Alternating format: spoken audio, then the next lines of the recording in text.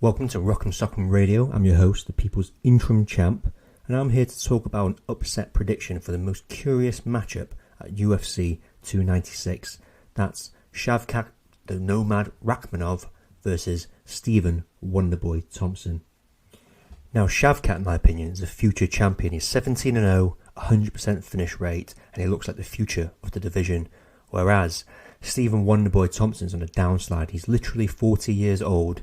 He had 2 losses, came back from that skid with a win over Vicente Luque, but now this is the most interesting matchup, and I think the 40-year-old Stephen Wonderboy Thompson gets it done. If you don't know, the betting odds put Stephen Wonderboy Thompson as a big underdog, so you don't have to bet on the exact way he wins, you just have to bet on him winning, and you still have a good purse at the end of it. So firstly, let's get into Shavkat's style. He's a very upright Russian, Eastern European boxing stance, meaning that the body's a big target, especially because he's got that Eurasian genetics / Asian genetics where they have a longer torso and shorter limbs. Although he has got a very long reach, in fairness to him. So does Stephen Wonderboy Thompson. Now, guard-wise, he likes to play the long guard, very Russian boxing style, pokes with that lead hand and sets up the big hooks. You'll notice Shavkat also has a tendency to throw naked kicks as well. Now, Shavkat in his last fight got punched to the head quite a lot by Jeff Neal, a bad sign going to a matchup against a skilled sniper striker like Wonderboy. Now, Shavkat does have good head movement, but only when he focuses on defense. He doesn't have good head movement mid-striking in the combinations or when he's wading forward looking to pressure. Now, Shavkat wades forward, he's a great chin, but he doesn't protect it, which is fine at this stage when he's 28, entering his prime. Probably something to worry about later on in his career, say at 5 years' time when he's about 33, 34, leaving his prime. We'll see if that chin holds up, and we'll talk about Stephen Wonderboy Thompson's chin a bit later, but more on that Jeff Neal fight. Now, Jeff Neal really found a home for the southpaw power body kick, which will be interesting because Stephen Wonderboy Thompson has a great kick, even better than Jeff Neal's.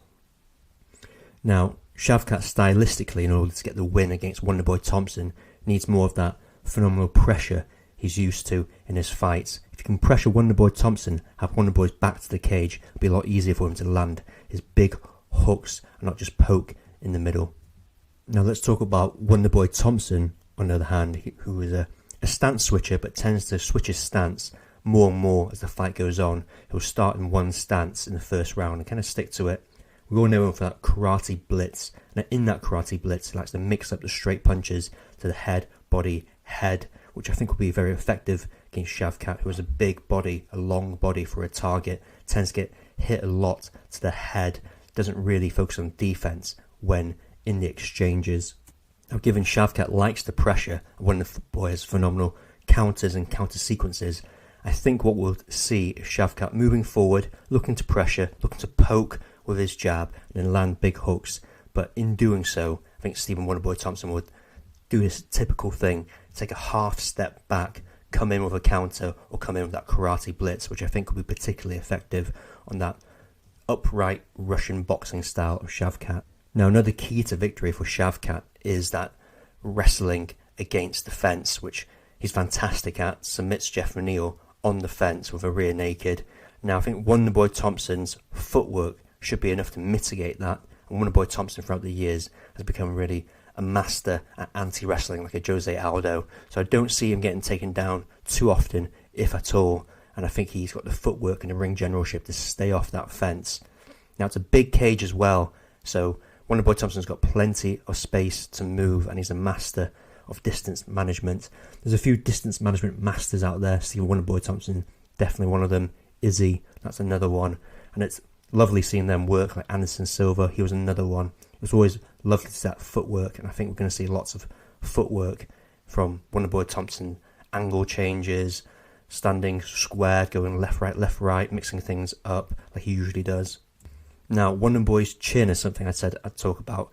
Some people think Wonderboy has a suspect chin because he's been knocked out for the first time in his career against Anthony Pettis not too long ago, and Anthony Pettis himself was probably maybe washed up, maybe not, but definitely at the tail end of his career. Now, post Stephen Wonderboy Thompson's first KO loss, He comes back against Sensei Luque, looks good, but there's also the question, does Wonderboy have brittle hands? He broke both his thumbs against Jorge Masvidal, injured his hand in his last fight against Luque. Now, if he injures his hands, he can probably push through like he has in the past, but it's definitely going to be detrimental. And at 40, you've got questions over your chin and the brittleness of your hands is not good. But despite that, I think there's a clear pathway. Not only is there a clear pathway, I think stylistically, this is a good fight for Wonderboy. Styles make fights, and this is the one where he can win. Maybe even get a title shot off, but I doubt it. But I do see him looking good in this one. I do see him getting a decision nod. I think Styles make fights, and this one really lends to his style. It'll be a learning curve for Shavkat. Or I could be totally wrong. Shavkat gets the knockout in the first round. Wouldn't be surprised if Shavkat gets the finish. He's 17 fights, 17 finishes. If it's 18 fights, 18 finishes, is anyone surprised? Having said that, like, comment, subscribe. Tell me if you want a future matchup you want me to talk about, or a future card in particular. Of course, I missed the last card because no one watched that card. You've got to be real hardcore to listen to a podcast about that one. But anyway, like, comment, subscribe. I'll leave my email in the description. If you want to email me any questions, I'll answer them in the next podcast.